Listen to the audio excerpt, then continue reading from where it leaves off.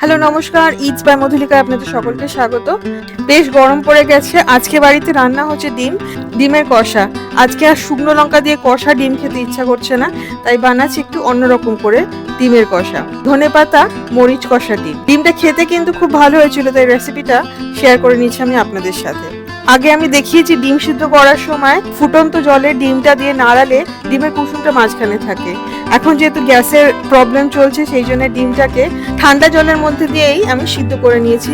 সেই জন্য ডিমের কুসুম মানে দুটো ডিমের কুসুম একদম সাইডে চলে এসেছে। যাই হোক, ডিমের গাগুলো এইভাবে চিড়ে নিতে হবে। আলু আমি সিদ্ধ আলু নিয়ে নিয়েছি, আপনারা চাইলে বড় আলুও নিতে পারেন। আমি এখানে ছোট ছোট আলুর দমের আলু নিয়ে নিয়েছি, বেশ কয়েকটা ছুলে রেখে নিয়েছি।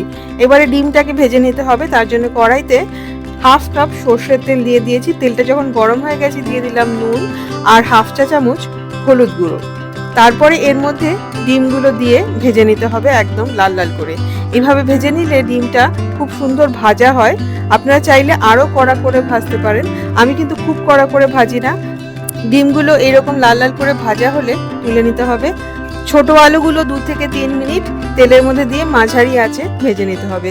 রান্নার যেসব উপকরণ আমি ইউজ করছি সমস্ত উপকরণের লিস্ট শেয়ার করা থাকবে রান্নার নিচে ডেসক্রিপশন বক্সে, আর শেয়ার করা থাকবে আরও কিছু মাংস আর ডিমের রেসিপির লিঙ্কে ক্লিক করলে এই রেসিপিগুলো দেখা যায়। দেখে যদি ভালো লাগে অবশ্যই ট্রাই করবেন, আর যদি পছন্দ হয় তাহলে প্লিজ লাইক করবেন ও শেয়ার করবেন। 3টে মাঝারি সাইজের পেঁয়াজ আমি পাতলা পাতলা করে স্লাইস করে নিচ্ছি, আর একটা মাঝারি সাইজের টমেটো আমি টুকরো টুকরো করে কেটে নিচ্ছি। বাকি যে তেলটা রয়ে গেল তার মধ্যে ফোড়নে দিয়ে দেবো 1 ইঞ্চি দারচিনি খুব সুন্দর গন্ধ বেরোবে। তেজপাতা দিয়ে দিতে হবে 2 থেকে 3টে। তারপরে দিয়ে দিতে হবে পাতলা করে কেটে রাখা পেঁয়াজগুলো। পেঁয়াজটাকে ভেজে নিতে হবে যাতে তাড়াতাড়ি ভাজা হয়ে যায়, সেই জন্য আমি দিয়ে দিচ্ছি এখনই স্বাদ মতো নুন। আমি কিন্তু নুনটা একবারই দেওয়ার চেষ্টা করি, তাহলে কিন্তু নুনটা এদিক ওদিক হয় না, একদম পারফেক্ট নুন হয়। নুনটা দিয়ে ভালো করে পেঁয়াজটাকে মাঝারি থেকে হাই ফ্লেমে লাল লাল করে ভেজে নেব, ঠিক এইরকম। দিয়ে দিতে হবে এবারে টমেটো কুচিটা, আদা বাটা, রসুন বাটা দুটোই 1 চা চামচ। এখানে আদা আর রসুন কিন্তু সম পরিমাণে পড়বে।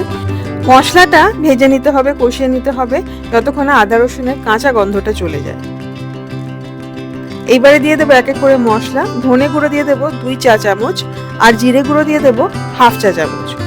পেঁয়াজ বাটা দিয়ে দেবো 2 টেবিল চামচ। 1/4 কাপ জল দিয়ে মশলাটা মাঝারি আছে 5 থেকে 6 মিনিট মতো কষিয়ে নেব। মশলাটা যতক্ষণে কষানো হচ্ছে তার মধ্যেই বানিয়ে নেব ধনেপাতার একটা পেস্ট। 1 আঁটি ধনেপাতা প্রথমে খুব ভালো করে ধুয়ে নিতে হবে। জলের মধ্যে বেশ খানিকক্ষণ ভিজিয়ে রেখে দিলে দেখবেন জলের মধ্যে বেরোবে কত ময়লা। এইভাবে ততক্ষণ ধরে ধুতে হবে যতক্ষণ একদম সাদা জল বেরোচ্ছে। তারপরে গোড়াটা কেটে ফেলে দিতে হবে। কাঁচা লঙ্কা দিয়ে দিতে হবে 6টা থেকে 7টা। এখানে কিন্তু অন্য কোনো লঙ্কা পড়বে না, সুতরাং যে যেরকম ঝাল খান সেই অনুযায়ী লঙ্কাটা দিয়ে দিতে হবে।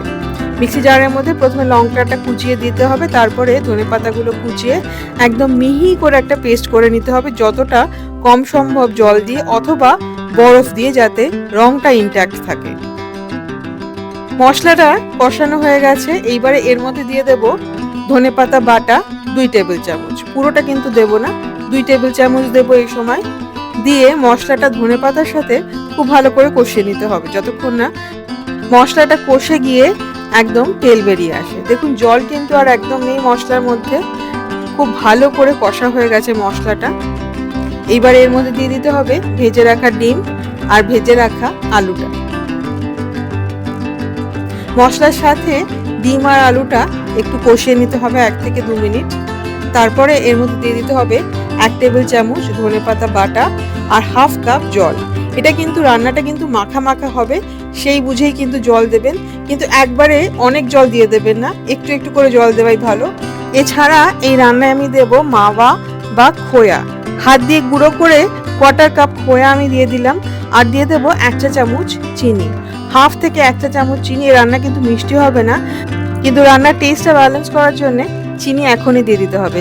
যেহেতু আলু আর ডিম দুটোই একদম সিদ্ধ আছে, সেই জন্য এখন চিনি দিতে কোনো অসুবিধা নেই। আলুটা যদি সিদ্ধ আলু না ইউজ করতে তাহলে কিন্তু চিনিটা লাস্টে দিতে হতো। আরেকবার খুব ভালো করে মিশিয়ে ঢেকে রান্না করতে হবে একদম কম আঁচে 5 থেকে 6 মিনিট। ডিম আর আলু দুটোই কিন্তু সিদ্ধ আছে। মশলার টেস্টটা ডিম আর আলুর মধ্যে পুরোটা চলে যাবে এই 5 থেকে 6 মিনিটের মধ্যে। জলও অনেকটা কমে আসবে। খুব ভালো করে একবার মিশিয়ে নিতে হবে, কিন্তু হালকা হাতে, যাতে ডিমগুলো ভেঙে না যায়। লাস্টে দিয়ে দিতে হবে কাঁচা লঙ্কা আর ধনেপাতা। রান্না কিন্তু একদম কমপ্লিট। ধনেপাতা, মরিচ কষা, ডিম একদম রেডি টু সার্ভ। গরম ভাতের সাথে এটা যতটা ভালো লাগে, লুচি, পরোটা, রুটি বা পোলাওয়ের সাথেও খেতে খুব ভালো লাগে। আমি সার্ভ করেছিলাম পরোটার সাথে। এই রেসিপিটা ঠিক এইভাবে একবার বানিয়ে দেখবেন। শুকনো লঙ্কা খেতে চান না, অথচ ঝাল মুখরোচক কিছু খেতে ইচ্ছা করছে, তাহলে এই রান্নাটাই গরমে অবশ্যই ট্রাই করে দেখবেন। আমাকে কমেন্ট করে জানাবেন যে রান্নাটা আপনাদের কেমন লাগলো। যদি ভালো লাগে প্লিজ লাইক করবেন ও শেয়ার করবেন। ইটস বাই মধুলিকা যারা সাবস্ক্রাইব করেননি অবশ্যই সাবস্ক্রাইব করবেন। খুব ভালো থাকুন, দেখা হচ্ছে খুব শিগগিরই। Happy cooking, thank you.